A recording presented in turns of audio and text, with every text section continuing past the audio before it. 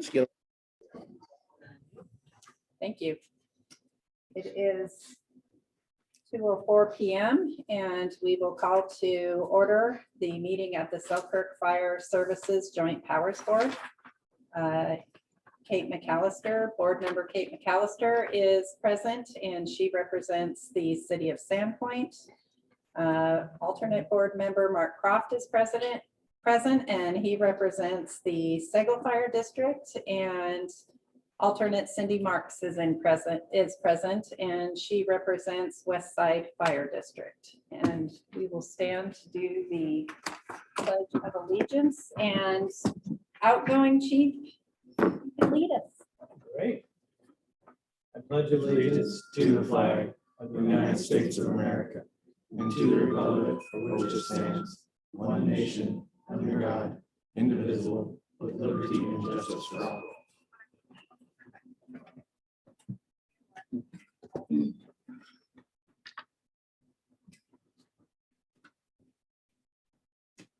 Thank you. Any board announcements, board members? Staff? Can you get rid of the smoke? I'm working on it. Thank you so much. It'll be good by mid-October. Yeah. Staff announcements, introductions. Yeah, I'd like to introduce our next fire chief, Gavin Gilchrist. There we go. Get out That's the here. weirdest What introduction. up, I've some- ever heard. What? Definitely one to the Police chief just said, One in "I need reaction." to see you." Corey. So it's, I'll take over from Sorry outgoing about chief. that. Emergency. So with us today, we have Gavin Gilchrist in person. So members, I think it was all three of you were involved on the hiring panel. It was a unanimous decision to appoint Gavin as the new fire chief. It was on the Sandpoint City Council agenda last night, and so that appointment was unanimously approved by council. And Gavin, I'll hand it over to you for any opening comments or. I'm open. No, I'm just kidding. I would say, thank you guys again. I did get to thank you last night, but to be able to thank you and as well that the process of going through that was, it was interesting because it was virtual, but at the same time, it is an honor to be selected. And I just look forward to serving. I think it's going to be fantastic. I think we're ready to go in the right direction and make some moves and really move the department forward. So I'm really looking forward to being a part of that team. Dale, do you want to introduce Tammy? I don't know if everyone's met Tammy or no. No, I She don't is think they also a have. new face. So yeah, this is Tammy Miller, right? Yeah. See, I have this Hell stuff of an on my introduction. desk. I look at and make sure I haven't got it wrong. I'm getting old, that's why I'm retired. So anyway, Tammy's a half-time fire and half other city support. So she's being super helpful and is taking a great weight off of my plate. So it's been very good. And I appreciate her very much. Tammy's phones, you'll see her at the various district meetings. She's the one that's sending out your announcements, doing your minutes, doing your meeting postings. So she'll be support for the fire districts in addition to the JPA board and generally the chief. So, okay. If the board is okay, I'd like to suggest we, after discussion this afternoon, that we move around our agenda items a little bit and take up first the chief transition plan and timeline and have some discussion about that, which is 6 on your current agenda, and then follow that with the EMS response and updated rules and regulations if there's no objection to that. We will take up the issue of chief transition plan and timeline. So I will hand it to the two chiefs to kind of discuss not You only start? what Yeah, I don't mind. transition looks like, but then also perhaps Gavin, kind of some of your initial Okay. impressions here from being here the last couple days. I know you had breakfast out at a fire station. It this was, morning. that was, we basically rain checked that. So when I get Okay. back, we'll make sure that Okay, happens. because I we do were like expecting breakfast. Well, I do like breakfast, How so are the I'm- firefighters cooking? I'm gonna give a full update to yes, absolutely, when that happens.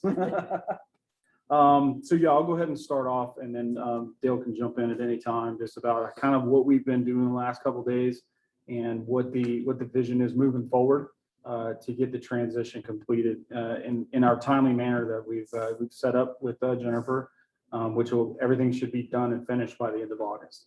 And I will be in place, predicted right now, August 30th, in uniform, ready to go. And that would be it. And then I think you would be retiring the following day. Exactly. I believe that was the, Exactly. that was the understanding we came to. My so. first Percy check arrives on the 1st, and I am done. I'm putting a 30-06 slug through this thing, and I'm done. So just over the last couple of days, we have talked about different aspects of the department, and we started with some of the administrative stuff and working through looking at the policies, the way that stuff was going, some of the stuff like the crew sense, the scheduling, staffing. We took a look at that. We kind of closed out yesterday and then picked up again this morning with resources as far as how our stations, our apparatus, and kind of where we are, kind of getting that baseline. So we want to know where we are and with equipment as well. So we have some units that are probably up there in age that we need to start looking at maybe replacing down the road, or some are sooner rather than later. The stations, we kind of went through that stuff, and there's some construction going on here as well as some in I'm going to get all these in a minute. Yeah, I'm not going to get them, but there's West side. is West Side, right? Yeah, And that was Dover Station. the Dover Station, and that was the one we have the Residents. residencies, right? And then when they come back off for the winter time is usually when they get a lot of their stuff done in there. Besides that, it's just basically looking at creating where are we at right now. You've got to have a baseline to know where you're going to move forward from.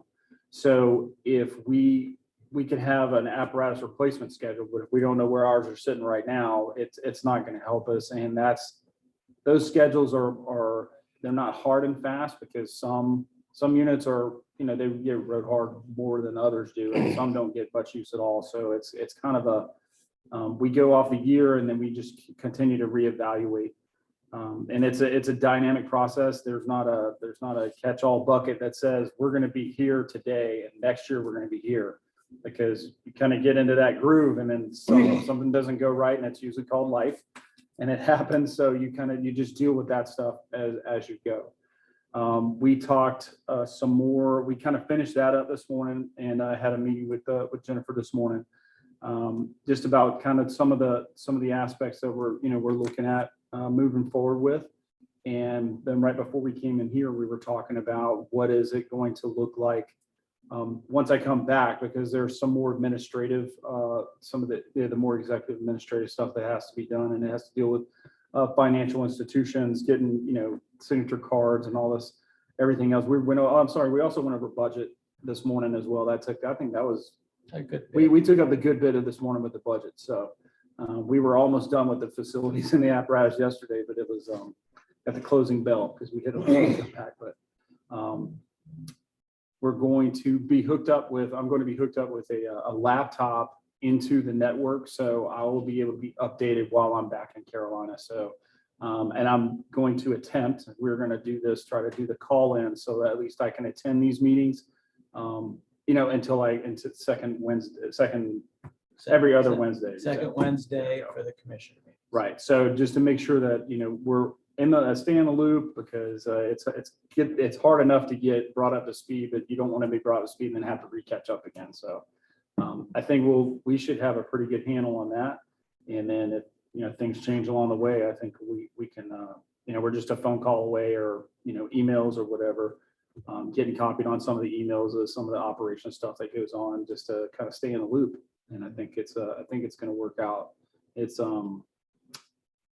yeah, it's going to be a busy month, but it's hey, there you go. that's what we're here for. So we'll get it taken Kevin, care can of. you kind of talk a little bit about kind of some of that accreditation and looking at some of those kind of assessment tools for Oh, a sure. baseline Sure. assessment like we discussed this morning? Yeah, in the fire service, they have a credit as a Center for Public Safety Excellence, and they accredit fire departments internationally, and they base it off of how you stack up against your peers, benchmarks that you have basically created, and say that you can hit these benchmarks X amount of percent of the time, within a certain amount of time. That has to do with the response times. It has to do with staffing. It has to do with bringing firefighter response force to bear on the scene. You have so much time to do that, so much time to get out the door, all these different benchmarks that you do. And then it also has to do with reporting, how you report to the INFRS, which is the National Incident Fire Reporting System. So when we fill out run reports, that stuff goes in.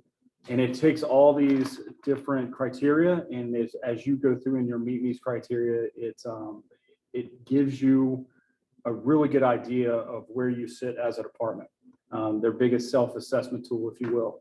And some of those things you really need to leave your pride at the door, because some of it can be brutal. It's honesty, and then some people can't take honesty. So as soon as they see it, they're like, oh, they're not ever doing this. We're not ever doing that. It's an expensive process to go through. I like the self-assessment side of it. I'm not sold on the whole enchilada, if you will, because it is very expensive, and there's really not a direct economic financial benefit to the taxpayers. It's a flag that you get to fly out front, saying that, yeah, we got to stack up against the rest of our peers throughout the nation and some other departments around the world. Whereas the ISO is really the one where you get the break. The higher you go, lower. It's like golf.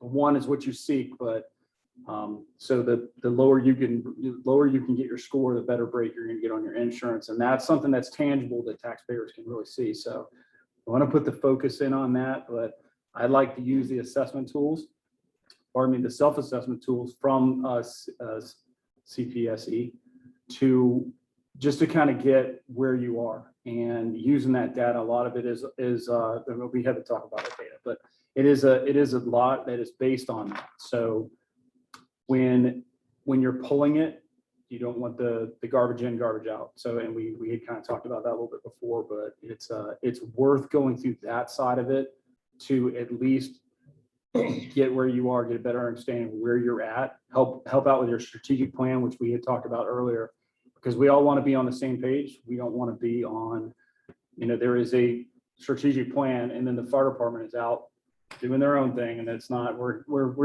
here to support the strategic plan of the agency. So that is our goal, and hopefully we were able to improve along the way.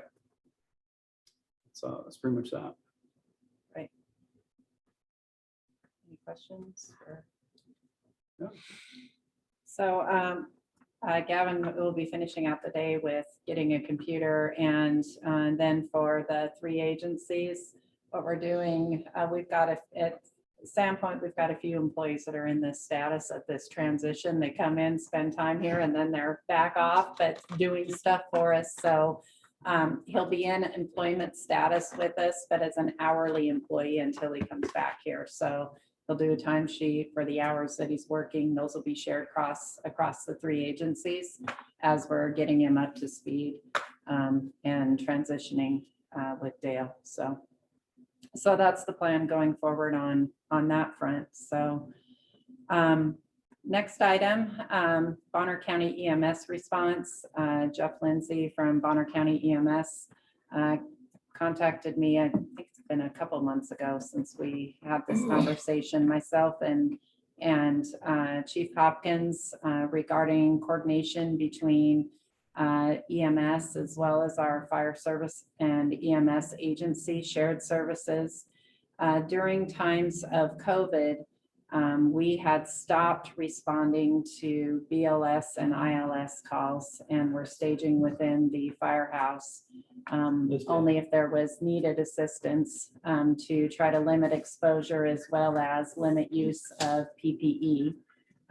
When we kind of got over that crisis, we went back to full ILS and BLS responses. But it's kind of been a hanging conversation out there relative to are we duplicating services? Is there a better opportunity to coordinate? We certainly are. We're running into some challenges with costs of medications that then we're not using and they're expiring on our trucks. So when Jeff had met with us, I suggested, really this should be a conversation with the JPA board, who functions as our governing operations board. I think there's some recommendations following Jeff's presentation from our two chiefs. So I'll hand it over to you, Jeff. Sure. And I'm not sitting on that side, but I'll try to look and make sure. It's all right, I can hear you. Okay. So yes, as Jennifer spoke of, this is something we've looked at for a long time. I think if we go back in the history of originally Sandpoint, Sagal, and Westside, Sandpoint and Sagal were the only two fire departments that were providing care at the intermediate life support level. So basically there's three levels. There's basic life support, which is the EMT level, which is what most fire departments, correct me if I'm wrong, in the county provide.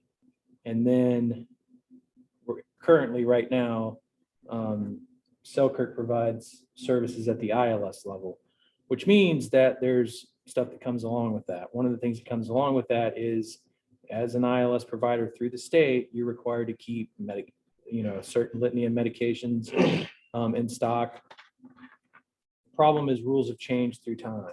And when I say rules have changed through time, now instead of just ordering one vial of medication, you have to order a whole box of medications because of the way the FDA has done a lot of things. So at Bonner County EMS, when the rules changed on we can no longer provide, if Selkirk uses a vial of medication, we can no longer give them a vial of medication because we're not a pharmacy or a dispensary. If we get it, we have to hang on to our stock because basically they're tracking that lot number to the end user, which is the patient. So we can no longer anything with a lot number. So all your IV supplies, so on and so forth, those are all tracked to the end user, which we're not going to get in the business of being a supplier, because if we're in the business of being a supplier, then there is a ton of paperwork that we have to do on our end, and we're just not going to do it. So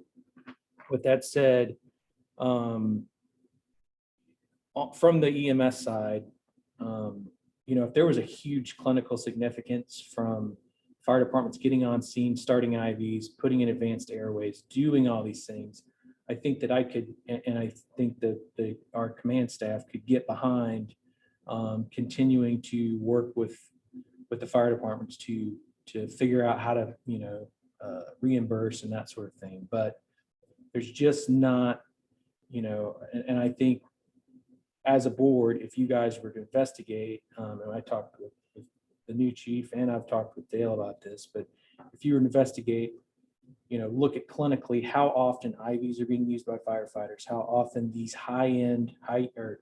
low use, high cost products that are expiring and you're throwing in the trash, which is a cost to a taxpayer.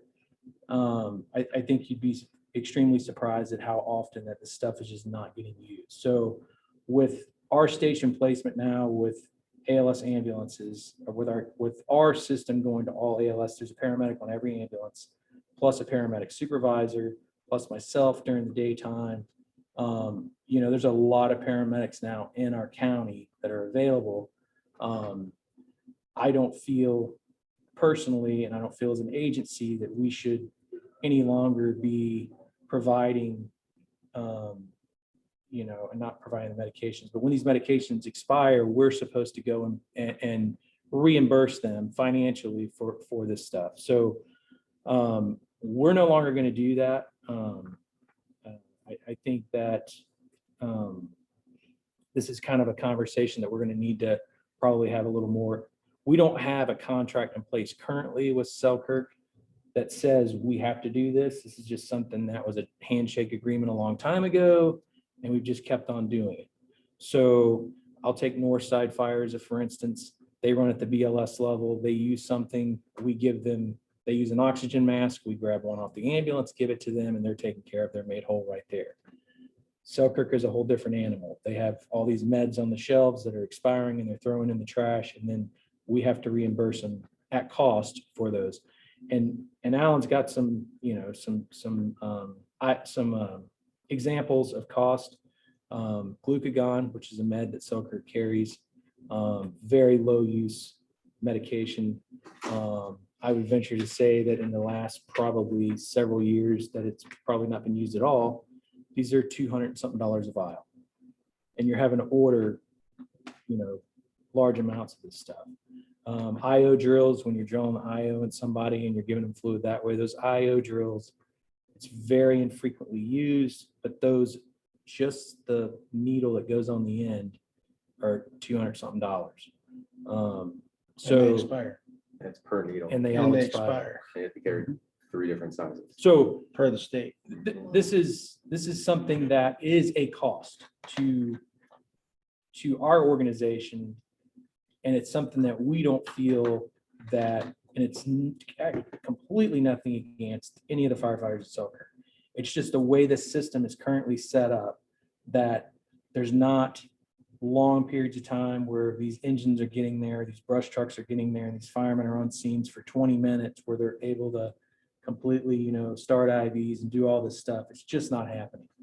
And I think, you know, if you want to dive into this thing clinically and look at this, it's all going to be there. So, so moving forward, you know, we're not going to continue reimbursing or funding at that level. BLS level, that basic EMT level, we have no issue with it. If they want to, if they use something, there's nothing that says we can't replace it right there. We'll do them just like any other fire department in the area. So, and another thing came up is you have advanced EMTs on the fire department that worked hard to get their license. And so they don't want to lose their license. They want to be able to maintain that. So that's easily done. We do it all the time with other advanced EMTs in the county that aren't with a service that's at the advanced level. So we just affiliate them with EMS, so they're able to keep their licenses, and they're not losing that license level. So I told the chiefs, I told Jennifer, I'm on record that we are more than happy to do that if the direction you guys decide to go is to drop back to that basic life support level. We'll provide, you know, 1-for-1 with the supplies, and then make sure that they're able to affiliate and keep their license levels. And the more or less the training that goes along with that. So trying to just kind of go through my head on this stuff. And then the other thing is currently, you know, Selkirk responds to every medical call that comes in. So you know, somebody slips out of a wheelchair, or you know, somebody goes, there's a mental health patient, which is one of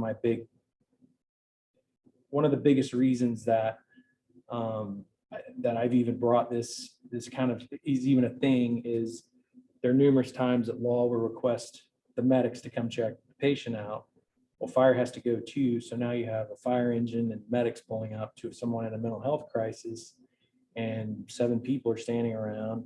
Now the cops are upset because they called us and not. So there are going to be times that the fire department gets there before us, and maybe is able to stabilize somebody. And then there's times where we get there before the fire department. And so it's not, there's not something that says the firemen get there first every time, because we can pull times, we can, you know, we can look at the data, especially in town. It's usually kind of a toss up depending on what side of town it is. if the truck is out already moving around, so on and so forth. So just with us in a rural area, it's a lot of toss up, but we, Bonner County EMS, are no longer requesting for Selkirk to respond on ILS and BLS calls. What we are requesting is for them to respond on the ALS or the high acuity calls that we potentially might need help on. And so I think with that, I think there was some concern that people were going to be losing jobs because they were no longer going to be responding on all these calls. And, that's not up to me, but I have heard them say nobody's losing a job because we're no longer responding on those calls. Obviously, you still need firemen. So with that said, if Selkirk wants to continue responding on BLS, ILS, that's up to them. Yeah, obviously, you guys can make your own decisions on what calls you go on. I'm just saying Bonner County EMS is no longer requesting it because for the most of the time, it is a duplication of services. You're getting an ALS ambulance there, and you're getting a fire truck vehicle there, and most of the time, it's just more or less just assisting with a stretcher or a bag or whatever. That we can figure out how to do it. And then the other thing is, obviously, if we get in a situation where we need help, they're the first ones we call. So there might be the case where we get there and it's a huge patient, and where myself and Chief Gilchrist came from in the South. I mean, we ran EMS manpower calls all the time. They would call us and we would go help. So can I ask a question? So I Sure. heard you say duplicate. So is it a redundancy? it's a when both redundancy. And taxpayers have to pay both sides? Absolutely. So we, as EMS, we have to be there because we're the county EMS authority. We're the ones that show up, have to either not transport or transport the patient. So, for the most part, and there are going to be outliers in everything we do, but for the most part, the calls we run, an ambulance crew can, because we run these same calls and we do the same system in Northside's area, we do the same system in Westside's area, and every other area except for Selkirk. In Selkirk's area, they dispatch, a fire engine every time somebody picks, no matter if it's a stub toe, whatever the call is, it's dispatched every time and they have to go. So our request is that it just goes with the standard that the rest of the county is, and that's they don't go to nursing homes. There's already nurses in nursing homes. We're going to nursing homes because they call us because they're going to transport a patient in. But healthcare facilities, which I think they're kind of doing some of that now. And they're occasionally dispatch will mess up and send them to a healthcare facilities. But healthcare facilities, anything where there's a doctor or nurse present, there's no reason to send a fire department or the fire department over there, in my personal opinion. I mean, obviously you guys can do whatever, but this is kind of our request. If you're asking EMS, like, what do you guys need? What do you guys see? We've dealt with this for a long time now. I personally have been at Bonner County EMS off and on since 2011. So this has always been a hot button issue. And like I say, this is not us. We've discussed this as a command staff. This is not us trying to cut these guys out of anything. It's what, he's a supply officer. He's in charge of operations. Supply is one of his things. And he's constantly coming to me just frustrated, like, why are we having to pay this? Why do we? It's just the way it's always been. So has this caused, and is it just because it's the way it's always been? That's why we've been doing it? Or I thought we talked about this in negotiations. We did. Yeah. It's, and I don't know if it's the way it's always been. Right. It has been this way since Selkirk has been Selkirk. And I can't speak to what it was prior to that. West Side, when I come up from Kootenai County, I was working for West Side. West Side was only going on BLS calls up until they became part of Selkirk. And then Ron had West Side start going on all calls, so it was consistent with Sandpoint and Sagal. West Side only has a BLS license. They do not have an ALS. West Side doesn't buy drugs and pharmaceutical things that they don't need. So, yeah, so I don't know if it hasn't always been, because I don't know the history of Sagal and Sandpoint prior to Selkirk and what they did. I completely agree with Chief Lindsay. This is a waste of our resources. I was just gonna ask you that. It is of no value, or I'm gonna say no value, I'm gonna take that back. It's a little, small value on most of these calls to have a fire engine running on BLS and ILS calls. It's wasting our resources. It's tying up equipment, we're burning fuel, and we are throwing away almost all of the pharmaceuticals that we're buying, and we're going in the trash because they expire without being used. There's an occasion when we buy something and we actually use it on a patient, but it is not very often, and I don't think that there's probably any cases where it's changed a patient outcome. So can I ask a It very does blunt not. question? Sorry, if I don't, I'm older than him, so if I don't ask my questions, I forget. See, Maybe. so is it because they don't have anything to do? No, I don't think that's it. I think Okay. that, from the guys I've talked to is they want to go on these runs. They get rather emotional about it. They're here, they want to serve, they want to do something. The majority of our calls are EMS.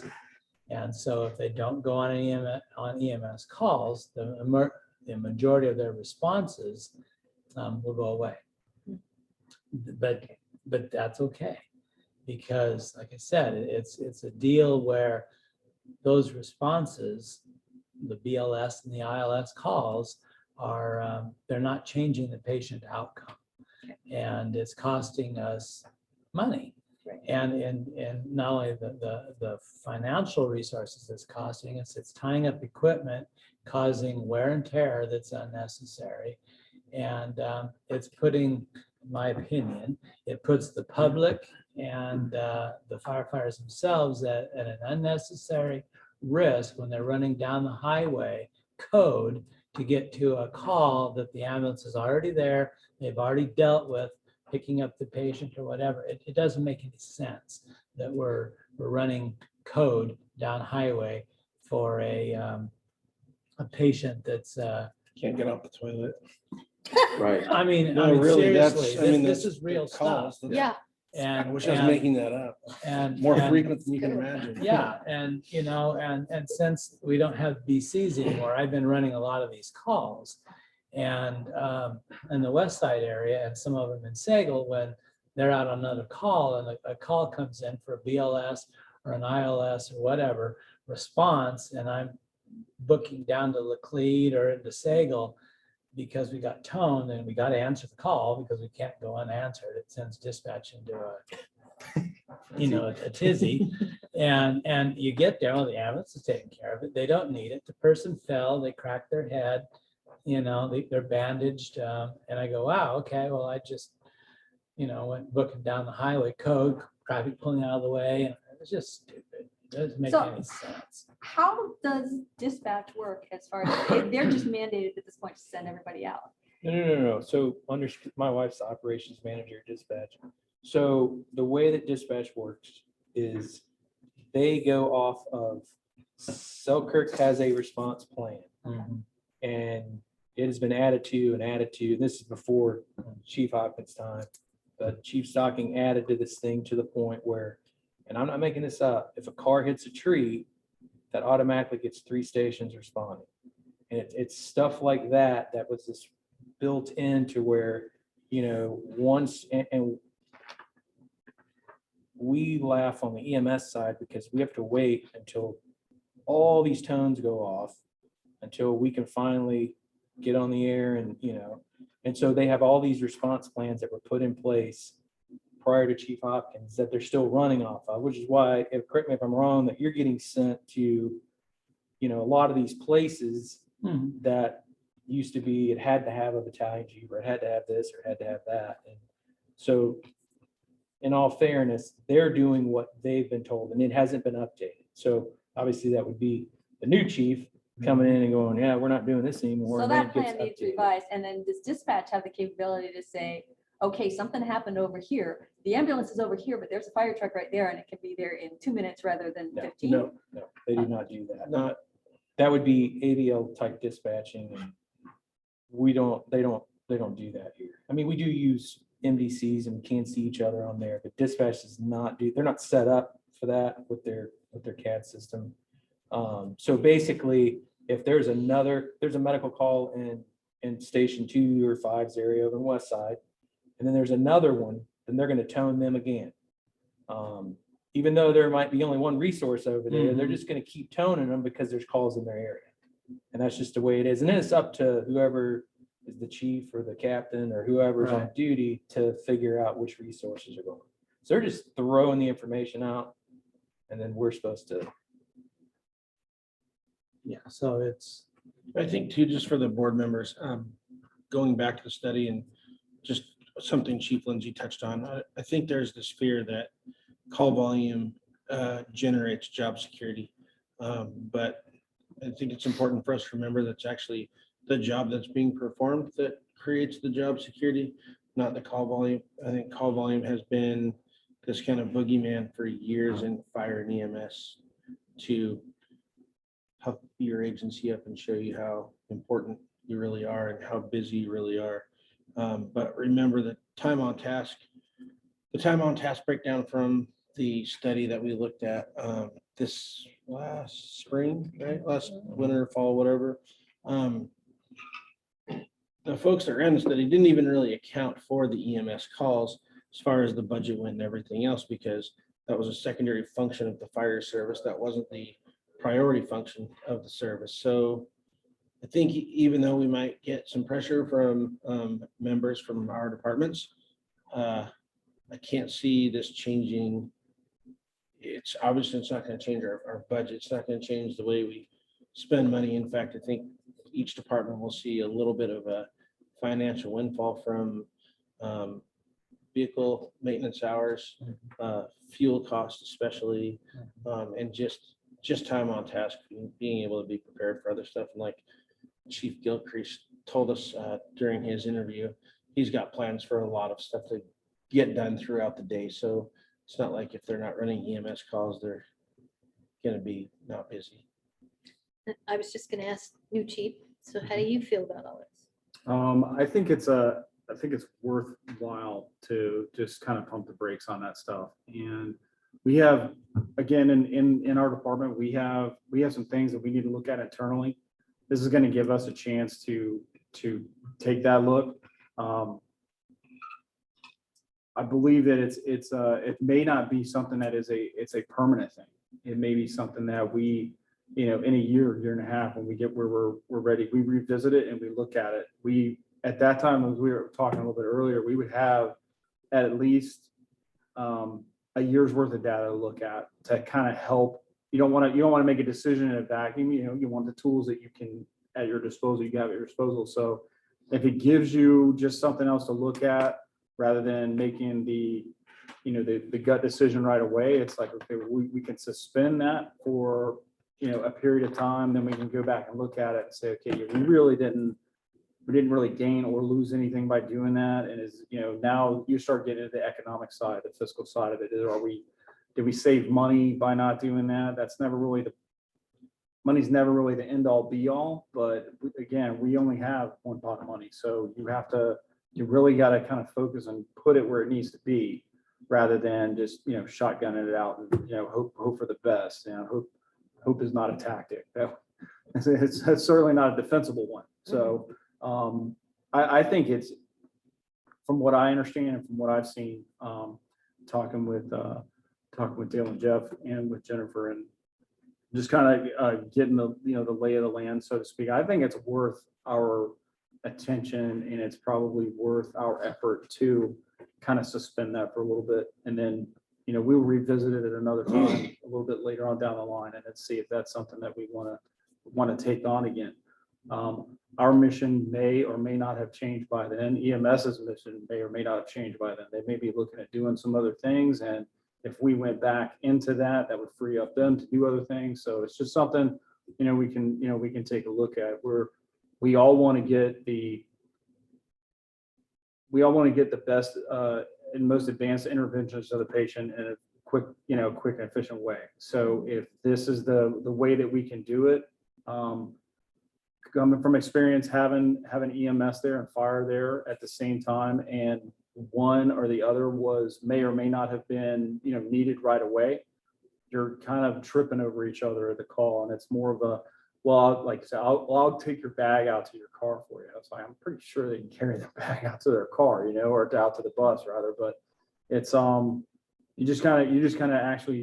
we have resources. Our resources are what they are. We may not be in a position to where we can utilize those resources better. We may not be in a position where we can keep affording to dump our resources into the lower acuity calls. We save them up for when we're needed, and that's where that teamwork comes in.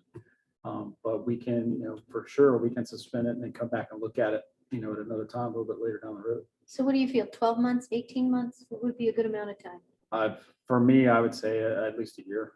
I would say at least a year. And it's not something that we're not really gonna even look at, over that. You're gonna, my intention is to, at a minimum, start going through and looking at stuff on a quarterly, some things in the beginning monthly probably, but it's something we'll have an idea on. So when we get there, again, we're not on the scramble, like, I wonder what we did last year. And we have, we'll have an idea just kind of how it's going.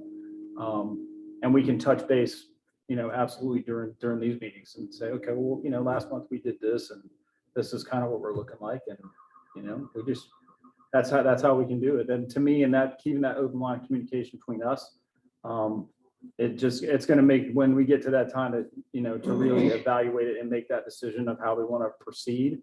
I think it's just going to make it a lot better, make it a lot easier. Okay. Yeah. And I will say, kind of the elephant in the room, that the history between Bonner County EMS and Selkirk Fire is at times has not been the best. There was always a feeling back when two chiefs before Dale, I know that there were times when they said they were just going to do EMS and have their own ambulances and do their own thing. And then I know Chief Stocking kind of had the same idea that he was going to run EMS and do the same thing, which is why he put EMS in the Selkirk logo. So there's always been, and still to a certain extent, that animosity between our folks and it's gotten way better through time, but there still is that lingering history of Sandpoint or Sagal or somebody deciding they're going to come in and they're going to run EMS. And it's like, it's not going to happen as long as the county's still running it. I mean, I don't know what happens in the future, but right now we're running EMS. And so, throwing that out there, obviously gotten much better, but that's still something that will occasionally resurface. And I think some of the players that were pushing a lot of that have moved on. But anyway, sorry, I had to step on. And we're only talking want about, to take over EMS. and we're only talking about 40% of our medical responses, because 60% of the medical responses, give or take, are coming out as ALS calls anyways. High acuity patient calls where everyone is going to roll just like we are today. So it's not like we're scrap, right? If I've got that correct. Yeah, that It's just not like we're scrapping the entire response and just leaving these guys here to go get cats out of trees. I mean, there's still a big need for them on the ALS calls. It's just saying, look, BLS, ILS calls, lower acuity calls. You guys stay home, be ready for the next big call. But the majority of the calls, I think our dispatch center, and you guys can agree with me or disagree with me, I think our dispatch center is very conservative when they go through the call cards. And I think I know for a fact ALS calls are a larger portion of the calls Bonner County EMS is getting dispatched to versus that ILS or BLS. So it's just a way for hopefully our departments to save a little money, our departments to use our resources More a wisely. lot more efficiently. And like Chief Gilchrist said, something that, we can look at as departments with the chief as time goes on and decide if we've made, and listen to our, member employees as well and see if that's been a benefit over that 12-month period. So action wise, Yeah, do you want a motion? So yes, Okay, I'll make but let me clarify, because this motion, I think is going to be different than the other, and with our new structure, when we talked about this morning. So this is really an operations decision as opposed to a policy decision that the boards are making. So in a case, and this is the governing advisory board relative to operations decision-making. So I think we get a recommendation from the chiefs in terms of what they want to do relative to operations. And I think the decision from the JPA board is to concur, the members to concur with that decision or Okay. dissent with it. and And my I only thought think is that- it sounds like dispatch needs direction, is kind of what I'm hearing. Oh, they have it. We No, will provide them. Yeah, with- yeah, we'll Yeah. have to provide them with Yeah. direction. Yes. Absolutely. Yes. So chief, So you want to, or shall I? I Haven't think- been sworn in. I think- Do your thing. No, I I, concur. so we, go ahead. we've talked and we are in agreement that with Jeff, that we would like to suspend our BLS and ILS responses unless requested by the county EMS system to assist. We'll continue to do ALS responses that's consistent with what the other fire districts in Bonner County are doing. Also, Chief Hopkins, what about the BLS level of care? Yeah. Do you want to add that to your recommendation? I The thought it did. BLS? The BLS level, BLS as and far ILS. no, Where's As your far as supply? Are you just supplying? providing a BLS level of care, the departments versus a ILS level of care. Changing our licensure with the state. Yeah, therefore, we're not required as I'm, agencies to purchase. I am definitely for that, in agreement with that, providing that we're able to affiliate our employees with Bonner County EMS. Okay, so that's part of your recommendation. Yes, Okay, I'll make that part of my recommendation. okay. ultimately, that decision on licensure, so we're going to have to split this, I think, a little bit. I Okay. think regarding suspending ILS and BLS services, I think that's an operational decision at this level. Relative to ending licensure, I think is going to be a policy decision at the board level. So I think this JPA board can make a recommendation in that regard to the commission boards and to the city council. And then it related to that discussion about then providing that affiliation opportunity. The discussion earlier was that there be an MOU developed between the three agencies Okay. and Bonner County EMS, which would provide for this. And ultimately, that then would be recommended to the three boards for signature. Okay, so the motion then on the floor is I will make a motion to agree with or support, concur with Chief Hopkins' plan to change the ILS BLS response for Selkirk Fire For 12 months. for 12 months, sure, for 12 months. I'll second. Okay, all in favor? Aye. Aye. So Excellent. your second action would be relative to Second action would would be relative to the licensure and the affiliation. right, And you would be directing the chiefs to go develop to an MOU with Bonner Bonner County EMS and making a recommendation that the suspension and affiliation be approved via an MOU by the boards and the council. So by each board, right? Yes. Okay. West Side doesn't need that because they're only a BLS. Right, so I guess then I'll make a Sagal, motion Sandpoint. for Sagal and Sandpoint to develop an MOU for educational support for ILS providers and for Chief Hopkins to recommend realigning to BLS agencies for the two ILS agencies that currently exist. And each of those boards, those two boards, will then both approve that recommendation if they so decide. The recommendation would come from this JPA board. Okay, that we make the recommendation then to those boards. Yep.